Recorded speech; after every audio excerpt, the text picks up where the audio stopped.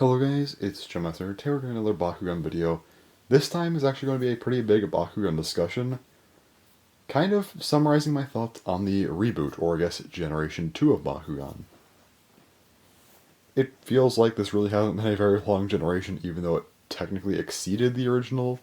Of course, we started at the very start of 2019, even, finding some stuff maybe even in late 2018. And it looks like we are now ending in the middle of 2023.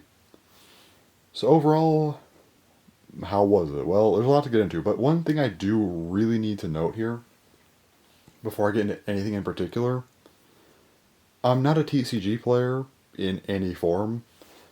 So in terms of specific gameplay elements of the TCG, I'm going to stay out of that because it's something that I just don't feel like I'm qualified to talk about. So in terms of actual game elements, I'm staying out of that, but I do still have opinions on the TCG in other aspects that isn't really related to gameplay. But yeah, I just want to note that right now.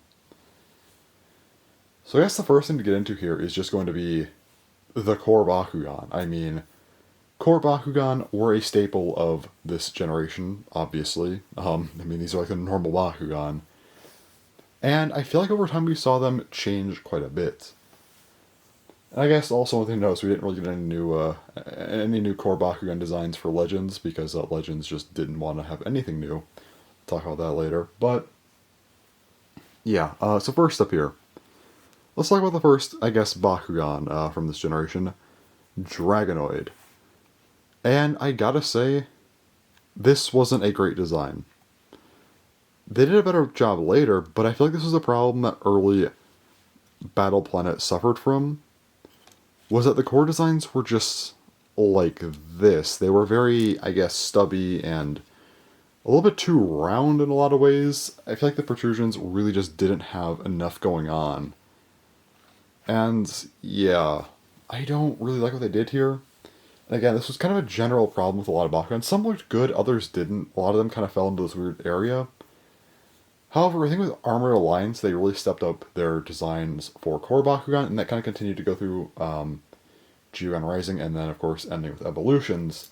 And here's, I guess, an example of something that's actually pretty similar to this Dragonoid in terms of sculpt, which is Leonidas. And very similar sculpts, actually, even with how like everything's designed, with like the feet, the arms, at least being relatively similar. But something to note about Leonidas is that all of his protrusions are much larger. Even looking at the head, it's much bigger. The tail, obviously much more pronounced. The wings are also larger. The arms, I think, have a better design. The feet also, I think, have a better design.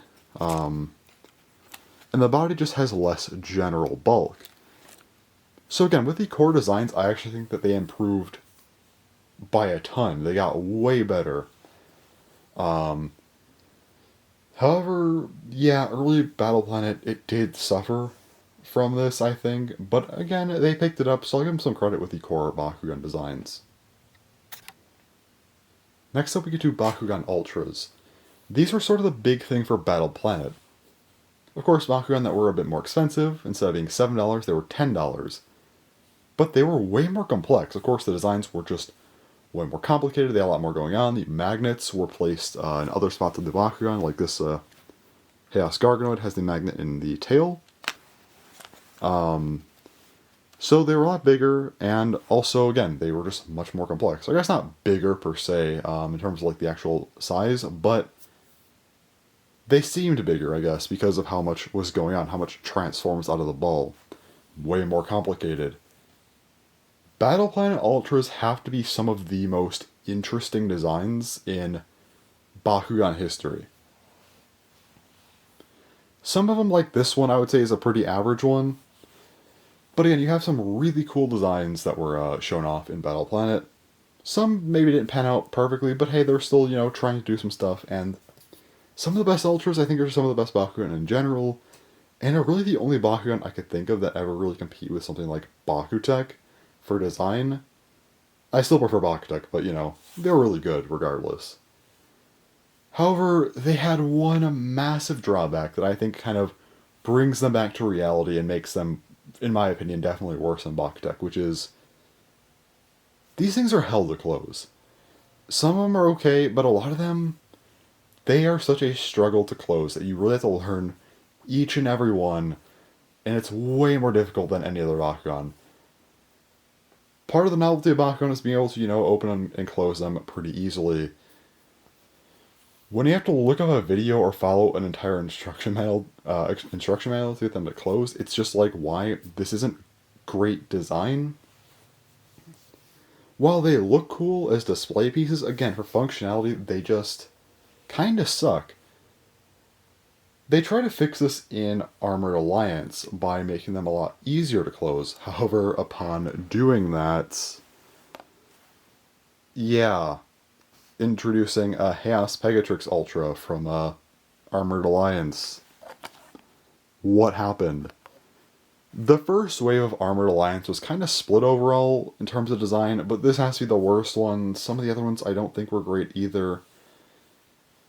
They just completely lost touch with proportion. They tried to make them, I guess, a bit more simple so they could close easier, but man, these just look bad.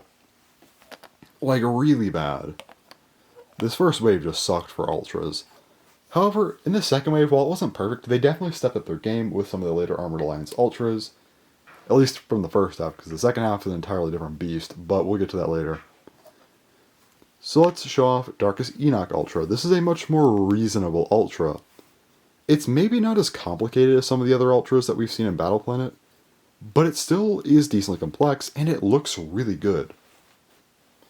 This momentum definitely carries into Geogon Rising, and I think Geogon Rising has kind of the most, I guess, balanced roster of Ultras, where you have really good designs that aren't maybe as crazy complicated as some stuff from Battle Planet, but they are a lot more functional overall, in my opinion, which is what a Bakugan should be. I think they did a good job compromising here, so I definitely appreciated that quite a bit. Unfortunately, after this, Ultras would still exist, but only as reprints. We never really got new Ultras for Evolutions or Legends. Which is unfortunate, because I feel like they just got to the point where they seemed like they were doing pretty well with them, and then they just stopped to replace them for whatever reason. I don't really know why, but yeah. It was definitely the main gimmick of Battle Planet, and I guess they just thought it was time to move on from them, but I still disagree. I think they could have done a lot more with Ultras, and I'm kind of sad they didn't do more, but at least, Armored Alliance, I guess not Armored Alliance, but like, Battle Planet, we got some crazy designs, even if they sucked to close. Armored Alliance at least tried to change that, and they did eventually fix it to give us a really solid line in Geogon Rising, but again, nothing else after that, which is just kind of unfortunate. Alright, now let's get into the first real gimmick of Armored Alliance. Baku Gear.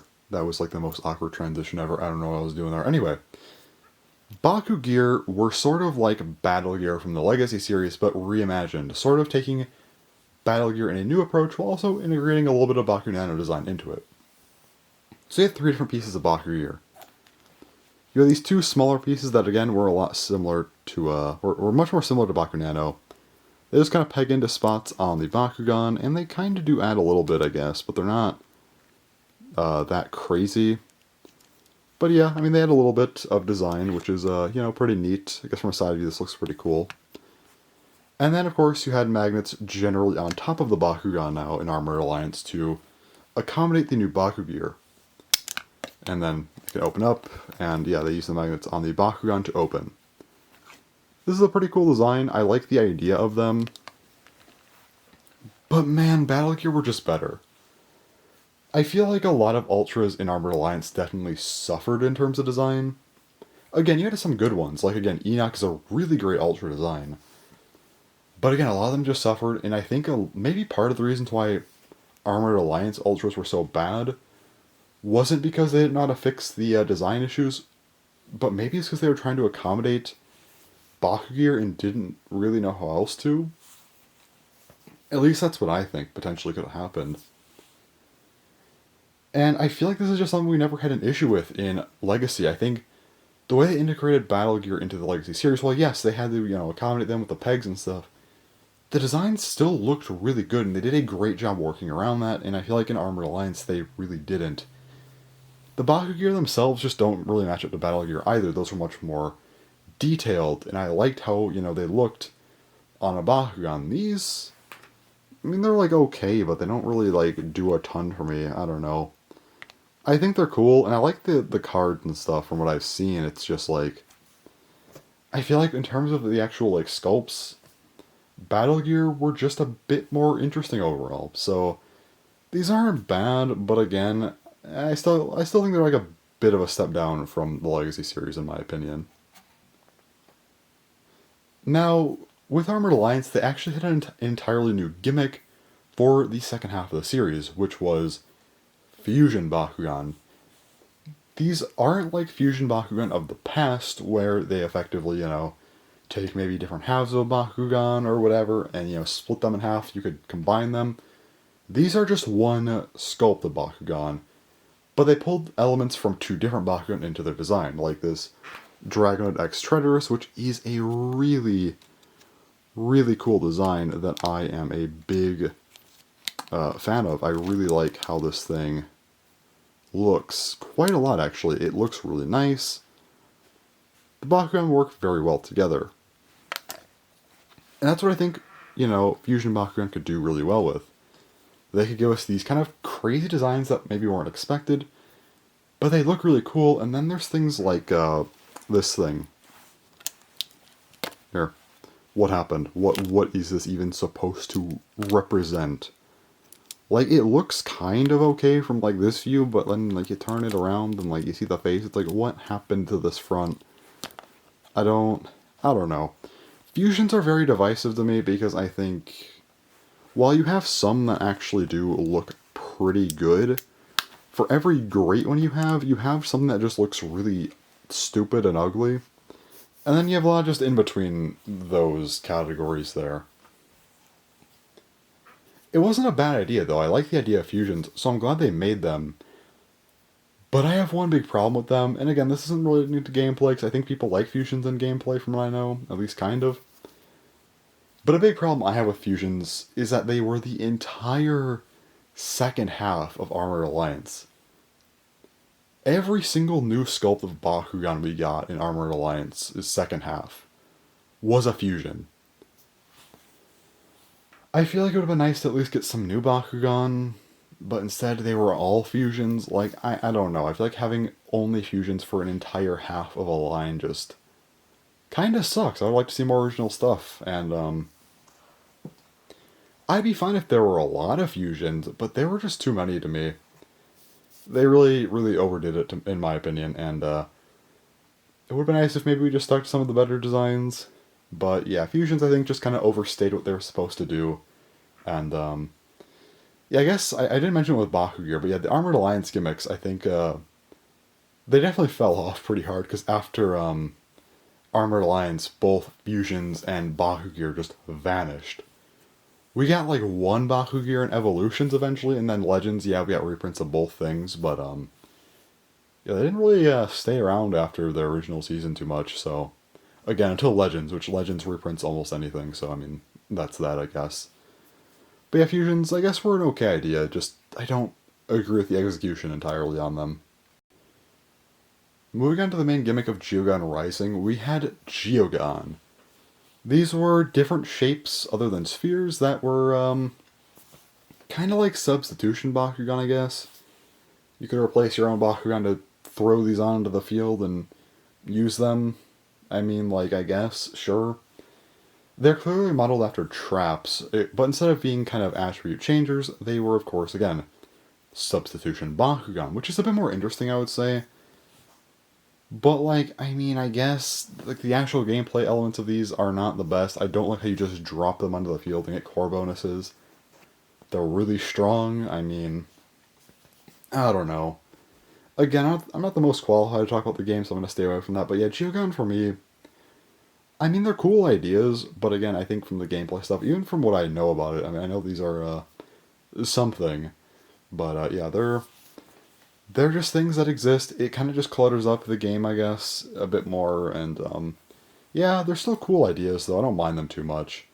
They also stuck around through Evolutions. While we didn't get any new designs, they were at least reprinted. And I know they're also getting reprinted in Legends as well. I really just don't have a lot to say about Geogon. I guess they're kind of cool, but kind of stupid.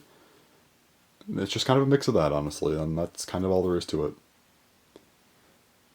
Alright, now let's get into one of the main gimmicks of Bakugan evolutions. Nanogon. Nanogon are something. So the whole idea is kind of you get certain, like, I think cards, and then, like, you could use them eventually if you get enough, like, I think if you land on a certain card, you win the card, or core, and then if you have a certain, like, almost like a power level of sorts, you could use them. I think it's something like that. It's kind of like, you could use them as, like, one-shots or something. The ruling, from what I know, I don't know the exact ruling, but they seem a little bit stupid. But, yeah, I mean, I don't think they need to exist. Again, they're just kind of things to color up the game. But, outside of that, because again, I don't think I know exactly what I'm talking about there, so I'm gonna stop with that. But, in terms of design, I don't mind these. They kind of are just these little things that you peg on other Bakugan if you feel like it, or just leave them out as these small things. They're not bad. In fact, I kind of like them. Some of them look a little bit bad, but, like, there's some cool ones, like Widow here. I actually really like how Widow looks. It's a pretty cool Bakugan, or Nanogun, I guess. But this was a massive, massive missed opportunity in my eyes. Okay, so these might have to be a little bit bigger for this to happen, but imagine this. You had a really small Bakugan that were really basic in terms of design, but also had magnets. And they open magnetically. I think Bakugan should have stuck to that. I think they should have kept magnets in Nanogon, and again, if you do this, you have very basic designs that are really small. You could almost emulate B1 Bakugan, like early Battle Rollers type of stuff with that idea. I think that would have been really cool and interesting to see. Imagine kind of getting reimaginings of B1 Bakugan, or at least kind of similar in terms of style to that. Like, there was just so much potential for Nanogon to be really, really cool. And I just don't think they did it. I think that what we got is, like, okay. But again, it just wasn't quite what it could have been. These are clearly meant to be Nanogon replacements. Or not Nanogon, Baku Nano replacements. Of course, kind of these small one-shot weapons from Bakugan Titanium Surge and Legacy, but now they're creatures instead. And yeah, this kind of wraps up the, I guess, support piece type of stuff. I guess we never got like mobile assaults or battle suits or Mechtigon, or luckily Mechtigon Titans. We never got any of that stuff. But yeah, I guess I wanted to try Baku Nano in a new form with Nanogon, and I actually think they did better with these opposed to Baku Nano in a lot of ways. But I still think they were pretty big missed opportunities, so I'm kind of neutral on them overall. Now, Bakugan Evolutions actually had one other new thing. Platinum Bakugan. So, with kind of the discontinuation of Ultras, and while yes, they still got reprints, we didn't get any new ones, I guess is what I'm trying to get at here. They opted to make a new $10 Bakugan. Platinum Bakugan. These are basically just core Bakugan, except they have metal in them. Again, Season 4, I guess, decided to file a legacy with putting metal in the Bakugan, but, yeah, you can see actually there's quite a bit of metal up here. All this gold is metal. There's quite a lot of it. And you can just hear that. They're pretty heavy as well. Are these better than Ultras? No. Do I like these, though? Yes. I like what they did here. I like the idea of having metal Bakugan, kind of heavier. They almost feel like more premium versions of core Bakugan, which is pretty cool. But at the cost of Ultras, nah. I don't know about that one. They're still cool, though. I still like Platinum Bakugan for what they are. And I will say, compared to Titanium Surge's whole metal idea, which was not good, like really, really not good. Like they promoted all this die-cast metal stuff, and then they had like two small pieces of metal on them, and they just painted like the bottom half of the Bakugan silver with like all like silver streaks everywhere. It was terrible. With this, they keep the original color scheme and even paint the metal to kind of match with the attribute. So, were Platinum Bakugan a good replacement for Ultras? Again, no. But are they still a cool idea? And I'm glad they exist. Yes, I am very glad they exist. I'm glad they came out with them. But it would have been nice to see them maybe release in tandem with new Ultra designs. They're a cool idea, though. I do like them. And it is probably for the best that they kept them separate from core Bakugan because, otherwise there would have been a price increase and it did not go over well in Titanium Surge. So, yeah, it's probably best to keep them $7 and make these the $10 versions. And they're pretty cool for what they are. I like them. I don't have a lot of complaints other than Ultras are still better overall, but, I mean, they're still cool. So, yeah. And now we get to the final season of Bakugan, Bakugan Legends. This was largely a reprint season, which I don't think is bad since it's the end of Bakugan Battle Planet, but at the same time, man, it would have been nice to get some new stuff. At least some new core designs or something, but yeah. I guess the only things I didn't reprint were Nanogon, for whatever reason. I guess I just didn't like them or something. Anyway. We got one new thing. One new line of Bakugan. These are actually $10 Bakugan, so if you want new Bakugan designs, you can't buy the $7 ones anymore. You gotta buy $10 Bakugan for the new designs here.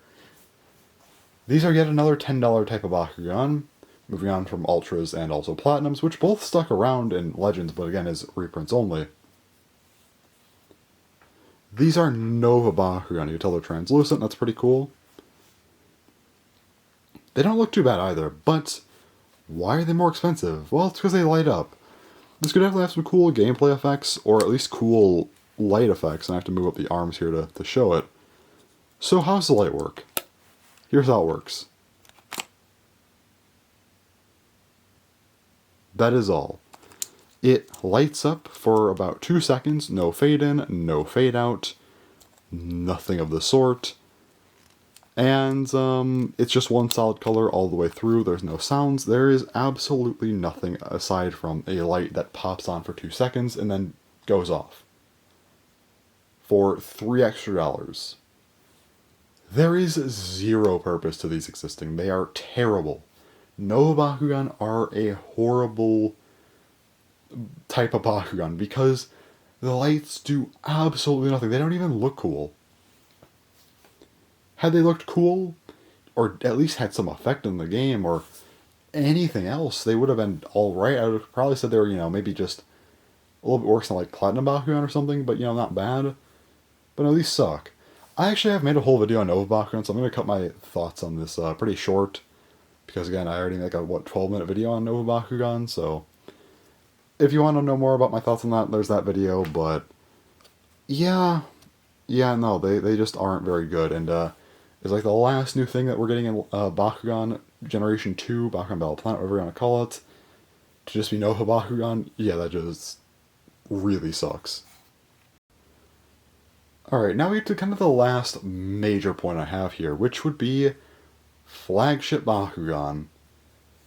So I'm not going to have anything on screen for a minute here, don't worry, I'll add some stuff later. But the first two are Dragonoid Maximus for Bakugan Battle Planet, and then Dragonoid Infinity for Bakugan Armored Alliance. They come with some cores, a card, a Bakugan, and then just a giant figure. These figures were terrible. I'm not getting them out for this video. I do not care about these things at all. Basically, it's like buying a Bakugan, right? And then where most of the cost comes from is just this giant figure that who cares about? Make these a separate thing. Giant figures that have nothing to do with the gameplay should just not be part of a flagship product. Those were awful. However, Geogon Rising turns things around massively because we got 2 different flagship products this year, not just one. We got Geoforged Dragonoid and Ultimate Villock, which don't fit on my screen here. Okay. There they are. Alright, so we got these 2 guys. They were combiners. They were, of course, 1 core Bakugan with 6 Geogon. This is what we wanted. This is what I think most of us were looking for with some flagship Bakugan stuff. I don't think anyone cared about the big figures.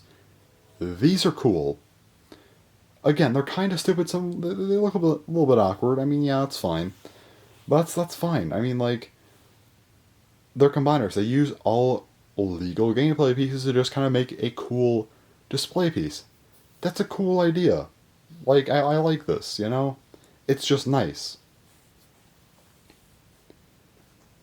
That's like all I really have to say about it. I think that these just work well. They do well kind of competing with legacy stuff in terms of how they are. And yeah, they're just good. So how do you top the how do you top these, you know? Bakugan Evolutions. Could they do it? Well, they came out with the Genesis collection, which it's 6 Bakugan and 2 Nanogon with some cards, but not enough, like, with not enough cards in my opinion. They just kind of gave us some stuff.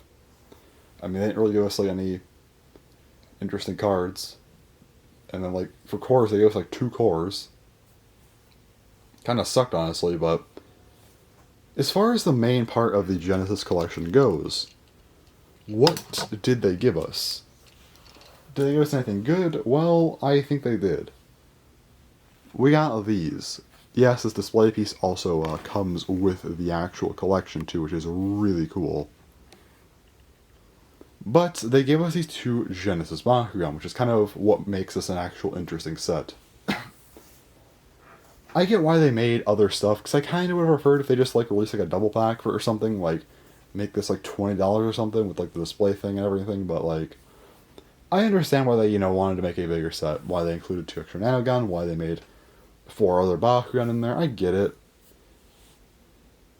As a flagship product, though, I think it's a little bit weak, especially after you just had the best year by far. But hey, as an actual product, this is pretty good. The Genesis Bakugan are really cool. They don't have attributes. They have to, you know, they get their faction from like lighting up, and hey, the way they light up actually is cool. So like, I forget what it is. Yeah, there it is. Okay, so that's Aquas, and then for this guy, does the same thing. Also Aquas, cool.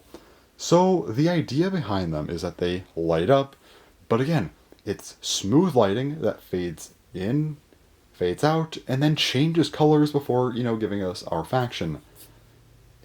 It has an effect on gameplay. Wow. Is it kind of stupid? Yes. But still, Nova Bakugan could have done something. And it just really shows how bad Nova Bakugan were when you had something like these, which were actually really cool. And we got that. Like, seriously, they need to take a page out of the Genesis Bakugan's book, which they already had made, and they somehow made Bakugan that were just far worse, but whatever. Yeah, these were really cool Bakugan. Again, the Genesis collection, great product, but as a flagship, I think it's a little bit weak. And what about a flagship product for Bakugan Legends? There isn't one. They just didn't do anything. I mean, I guess, sure, why not? It's a reprint season anyway. So with that said, how good are the flagship Bakugan versus, I guess, Legacy? I think Legacy still wins, because, okay, you have each a season where you have nothing, of course, with Battle Brawlers and Legacy, and Legends with, you know, Battle Planet, or the Reboot, or Gen 2, whatever you want to call it. You also had some bad seasons. I think Legacy's Mectanium Surge, you had Dragono Destroyer and Mactavius Destroyer. These were absolute abominations. Dragono Destroyer was, like, bad, but, like, Mactavius Destroyer was, like, a new level of bad. But at least they were, I guess, creative in some ways. Dragonoid Maximum and Dragonoid Infinity just sucked and they were really boring. You also had an okay year with the reboot with Evolutions with the Genesis Collection. While it's kind of weak as a flagship product, it's still a cool product nonetheless, so I'll give it some credit. And then you have all of the really cool ones. I think both, you know, New Estrella and Gundahilian Invaders have both had really good flagship products with, of course, Maxis Dragonoid, Maxis Helios, which I guess Maxis Helios is a little bit awkward, but hey, it's still, like, pretty cool.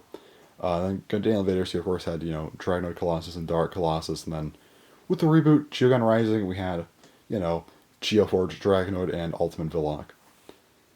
So you don't have as many cool things, and then you had some bad stuff. It's like kind of similar, but I think the reboot is still a little worse than Legacy. Now, with all that said, if we stopped right here, if the video stopped right now, I think the Legacy is still a bit better than the reboot, but the reboot makes a strong case for itself. And if someone said they liked the reboot more, I wouldn't complain. I wouldn't say anything about it. Like, yeah, that's perfectly fine. I guess, I mean, people could have their own opinions anyway, but still, I think it's close enough to where it's actually more of a debate. Unfortunately, I still have to make a few more points in this video, and they're not to the reboot's favor at all. Alright, first point, Chase Bakugan. Oh god, Chase Bakugan, they were so bad. So at the start of Battle Brawlers, or not Battle Brawlers, Battle Planet, we had Diamond Bakugan. A special type of Bakugan that were just harder to get. They weren't better than normal Bakugan, they were just hard to get, you know? That's fine. Except we got 5 per wave for the most part throughout the entirety of the lifespan of the reboot. Not all the time, but still. You know, with Battle Planet and Armor Alliance, you had to get a core, an ultra, like, and also a starter pack, which gave us a second ultra, and then 2 more cores. With, like, Geogon Rising, you had, like, still the same type of stuff, and, like, they also do, like, Diamond Geogon or something, too, I think, at some point they did. I know they did a Diamond Bakugan Gear Pack in Armor Alliance as well. And then you had, like, Diamond Platinum Bakugan happen, and Evolutions, and, like, man, Legends, you had, like, Diamond Nova Bakugan. Like, they just kept making Diamond stuff constantly. There were so many Diamond Bakugan. They completely lost their value, in my opinion. Similar thing happened with Evolutions. Not Evolutions, with Elemental Bakugan. These were introduced in Geogon Rising, and they were, you know, like translucent Bakugan with some special patterns on them. Similar thing though, we got so many. They were always with, you know, Ultras and Core Bakugan. They did do starter packs of them, but still, you know, we also had to get some, like, Geogon with them. And then in Evolutions, we had some Platinums like that. And then, you know, not Evolutions, with Legends. We might have chilled out with them in Legends, actually, but still. There's just so many of each, though. Diamond's way more than Elementals, but still Elementals, they're just everywhere.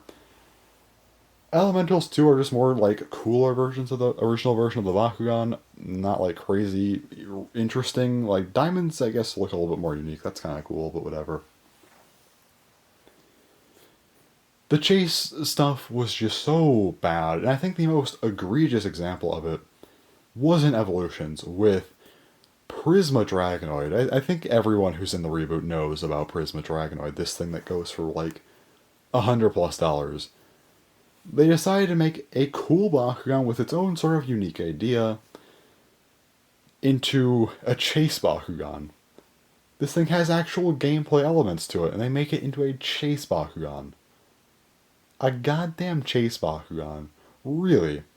Okay, and this thing, again, it's way rarer than Diamond or Elementals. They call it an Evo rare, but still, that tells us nothing. All we know is that it was really hard to come by, and now it resells for a ton. I was planning on trying to get this thing eventually, but man, yeah, no, I'm just not going to, because it's just hilariously expensive. I'm not paying $100+ for that thing. It's not worth it, you know? But still, that was just a terrible example. And then also, I guess some better examples were like the 1 in 500 Bakugan from Armor Alliance, or the 1 in 1000 Bakugan from Geogon Rising. I guess 1 in 1000 Geogon, I guess, not Bakugan, but whatever. There were 2 of each of these type. That's it. They were hard to get, like very hard to get, not a lot of them. But again, there weren't many of them. And they didn't have any special, like, gameplay elements. They were just kind of cool collector's items, and these made sense as, you know, chase figures. I understood these. Diamonds and Elementals were hilariously overblown, and Prisma Dragonoid was just a terrible idea to make into a chase figure. 1 in 500s and 1 in 1000s were how they should have handled it. The other ones were just very poorly executed. They had no idea how to market these things, or, you know, make chase figures. Clearly, they were just bad throughout the entire reboot. Alright, my next point is production and distribution. This Platinum Diamond Dragonoid has nothing to do with anything. I just put it there so it's not a blank screen, but anyway. Yeah, production and distribution of Bakugan in this generation was bad. So, we missed out on some Bakugan. I think the first big example was Artulian. We never got Artulian from Battle Planet. There's a few other Bakugan like this, but that's probably the most famous example right here. Everyone knows that Artulian just doesn't exist, unfortunately. And yeah, they skipped out on Bakugan. They just didn't make them. Why? I couldn't tell you. They just didn't. I guess maybe you could argue they just couldn't figure certain ones out, but I mean, they probably could have. I don't know why they didn't put more effort into that. However, the Legacy series was actually way worse with this. They just straight up didn't make the second half into Astoria. Or like anything from like the final arc of Battle Brawlers, so they somehow did better with production here, I guess. But distribution, there were just like final waves of most years that were just completely cut off. They just didn't make them. So a lot of Bakugan, well, generally not Bakugan. I guess it was more so just like faction variants of Bakugan, with I guess certain Bakugan here and there. I know like Scholar, I believe, was one, where they just don't exist because they just didn't distribute the final wave because why not? I guess they just didn't feel like it. Again, was this worse than the Legacy series? I'd say it's about the same. Legacy series, they just didn't distribute a lot of things. Like again, final waves just don't exist. I guess it's more egregious because they do skip out on a lot of unique stuff, while these are mostly faction variants. But I guess the actual final waves consistently just missing was worse overall. So it's a mixed bag. But I'd say for production and distribution overall, though, yeah, somehow it was still better than Legacy, but it was still pretty bad. You would think that by 2019 they would have figured this out a little bit better, especially as time went on. But they just didn't, unfortunately for us, and we just don't get a lot of stuff. I really hope by Gen 3 they figure this out a little bit better, but I guess we'll have to wait and see if that happens. Alright, the card. This is a gate card I've had sitting here throughout most of the video. Let's talk about it. The TCG, okay. So again, I'm not getting into the gameplay, but the handling of the TCG was hilariously bad. They straight up just quit after Armored Alliance, pretty much. I know there were like the starter packs, or starter sets rather, from Geogon Rising that they did release. This was like the only way to get Geogon Rising cards, and after that they just didn't exist. They definitely did not exist for like Evolutions or Legends, but yeah. So what happened here? You know, they tried to promote a card game during Battle Planet, and they kind of just gave up on Armored Alliance. Why? So, of course, 2020 was a rough year. We had a bit of a problem in the world, and this is kind of what's to blame for the TCG just falling apart and being gone. I think most people blame it on this. I'm going to put on my tinfoil hat for a second, and I'm just going to say I don't think this was the true cause. I think it definitely made things a lot worse, and it sped up the execution of this idea of the TCG. But I honestly think Spin Master was going to just do away with this eventually anyway. They already started to divide Bakugan from the TCG. Of course, in Armored Alliance, we had the Bakugan Pro line. While you can see this as a good thing, to me it just seemed like a rebrand for the TCG stuff because they wanted to move away from it. They were trying to, separate Bakugan, the game, away from it. Again, using this, new TCG idea as Bakugan Pro. Which again, with Battle Planet, it was all integrated. Everything was for the TCG and kind of made for this TCG. Cool. With Armored Alliance, they move away from it, kind of promoting the TCG stuff differently. I honestly think they had plans to just do away with the TCG eventually, because I think removing it and putting it into Pro was going to kill it. I honestly think during Geogon Rising, or at least by the end of it, it would have been dead. Evolutions, I think, would have just never had a TCG at this point. Yeah, no, I just think that they were going to kill it anyway, because it just wasn't profitable for them, and Spin Master being Spin Master, I just think that they were just like, yeah, no, let's not do this at all. I kind of get it if it didn't make a lot of profit, but at the same time, they really gave up on this thing very quickly. And man, it would have been nice to see them try a little bit harder, especially when the world was messed up, maybe try to get a little bit more of a push of, some ideas, or at least take it, take some ideas into the lab and try to figure it out for, a return or something. They just never did that. They just cut it off entirely, and with Gen 2 now ending, the idea of a Bakugan TCG is likely dead forever. So yeah, they just handled it very poorly, and it was very bad to see. I'm kind of surprised they just gave up on the game entirely, but yeah, no, they just did. Although personally, I don't think Bakugan should have ever been a TCG. I think when you look at like Bakutech rules, it's just way better if it's like a more physical game. I know that the popular format Bakugan Melee has used a lot of inspiration from Bakutech, which is smart because again, Bakutech is a great game. I think they did the best with Bakutech, which was of course by Sega Toys, not Spin Master. But yeah, they did the best with that because it again made Bakugan into a more original game, not a TCG. But they tried to do a TCG, which was kind of, I mean, having a TCG was kind of cool, but it just didn't pan out. I don't think that the design was all that great. But again, I'm not the most knowledgeable, so I'm not gonna go into that. But yeah, they just gave up on it entirely. And again, I don't think that the world situation was entirely to blame here. I think that they were genuinely going to kill it before that. I mean, Armor Alliance started in 2020 at the very start of the year. They clearly had to have all of this stuff figured out with Bakugan Pro before this world situation even took off. So I think that there were already plans to separate and eventually probably just, phase it out. But the world situation just sped it up, and that's just how I think things went personally. But regardless, even if the world situation did have an effect, and was the sole reason, they still handled it just terribly, so that's kind of that. Alright, let's go back to the first two Bakugan I talked about for my final point. Quality. I think that the quality of Bakugan was pretty poor to start, honestly. I feel like this was a big reason to why I didn't like early Bakugan for the reboot. The quality just felt way worse, and while I feel like the actual designs were a little too different for my liking, that's just probably me being, a fan of Legacy.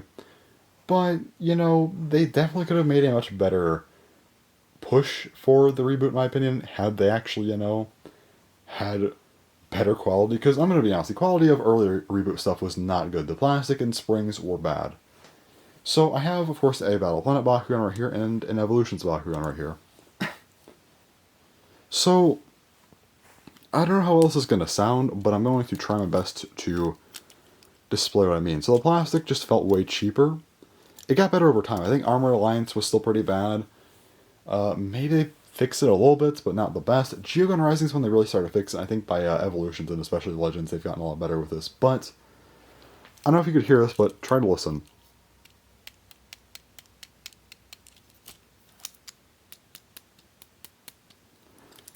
I don't know if that was audible at all, honestly, but this plastic sounds a lot more solid than this plastic. I feel like there was just more effort put into the plastic. They used probably a bit higher quality plastic opposed to, the earlier Bakugan stuff from the reboot, which is a good thing, And the bigger one is the actual springs.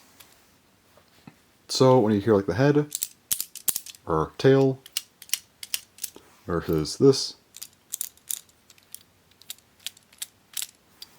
it, to me, is much better sounding. And also, when you do this, rattles a lot. This one, you hear the head, but it doesn't sound like something inside wants to just fall apart. So I think they fixed the quality quite well, and I think that the quality of, the last couple seasons is, perfectly fine. I don't have problems with it. But this really harms the early reboot, in my opinion, and is a big reason to why I just didn't get into it as much as I thought I was going to. I really did try early on because I was just hyped to get new Bakugan, but eventually, it just kind of took a toll, I feel like, aside from, the new direction of the actual Bakugan sculpts that I wasn't as big of a fan of. The quality really just turned me away. They just didn't feel good quality at all. I didn't like that, and I just decided to mostly stop.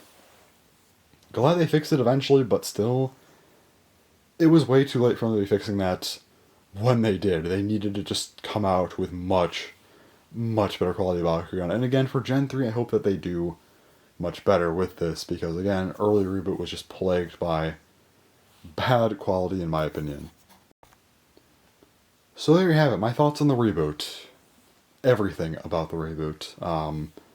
Well, pretty much. I know I left out a lot of stuff. I didn't get into specific products that much outside of flagship products, and I didn't get into the actual TCG gameplay.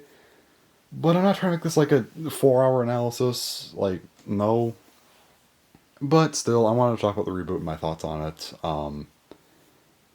And yeah, so how good do I think it was? I think it was okay. It was a good experiment, but they just couldn't get some things right again. The quality from the start really hurt it, even though they improved it later on. I feel like they already lost a lot of people with that. The TCG handling was abysmal, while the distribution and production was better somehow. I mean, I guess it wasn't really hard to beat. It was somehow still like bad though, but like I guess it was better. Like sure, but still it wasn't great. And yeah, I guess the designs just felt a little bit off to me, but I guess that might just be me liking Legacy. Chase Bakugan sucked. Outside of that, though, I think, some of the flagship stuff was kind of bad, but, like, they picked it up, and, like, everything else just kind of varies. I definitely think it was a step down from Legacy. In a lot of ways, there were a lot of better things, though, but still, it just, to me, doesn't quite match what Legacy had. And I think that's kind of the main problem here, is that they just couldn't match it, and just, yeah, no, that's kind of it, I guess. They just couldn't match it.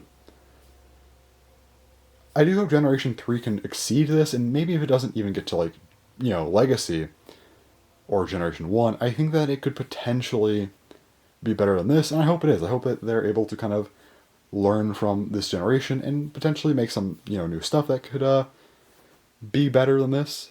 And hey, if we're lucky, maybe even exceed Legacy. Who knows? But for now, I don't have my hopes up for that, and if it does exceed Legacy, though, it is not getting anywhere near Bakutech. Bakutech, listen, I held off the entire video from mentioning it, but Bakutech sweeps everything else in Bakugan by a mile. By multiple miles, in fact. Bakutech is just so much better than this. Like, I've been trying to be as fair as I could in this whole video. And again, I think it's like, outside of some of the bigger issues, it's pretty close to Legacy overall. I think that there's a lot of good stuff here, but the issues bring it down for sure. But man, when you compare it to Bakutech, this is nothing. So, yeah, no. Bakutech still sweeps, because Bakutech is Bakutech, and it's forever probably going to be the best thing we've ever gotten from Bakugan, because it was made by Sega Toys in Japan, where they seem to actually care more about each Bakugan, and not like we get from Spin Master. And unfortunately, as long as that's the case, we probably will never get anything close to Bakutech again. And yeah, Gen 2 definitely was not there, without question. I wish we got a reboot of Bakutech in this generation, but we did not, unfortunately. So, yeah, sorry, I had to get my whole Bakutech rant in there. I had to talk about it eventually, but yeah. Overall, though, the reboot, yeah, it's okay. But hopefully Gen 3 is better. From the looks of it, I'm not sure of that, but I will talk about that at some point in the near future. Not sure how near, but within the next, like, I don't know, month or two, probably. Maybe sooner. Who knows? Anyway, that's all for this video, though, so yeah. That's everything. Keep in mind, this is just my opinion. Like, I'm not saying this as objectively, like, just okay. It's not objective. I mean, like, there's some stuff that I think was actually poorly handled. Like, okay, distribution, I think it's harder to argue with that being bad, but still. Yeah, mostly just my opinion, though. Let me know what you think, if you feel like it. If not, go. You don't have to, but yeah. That's all for this video, though, so, yeah, thanks for watching, and bye-bye.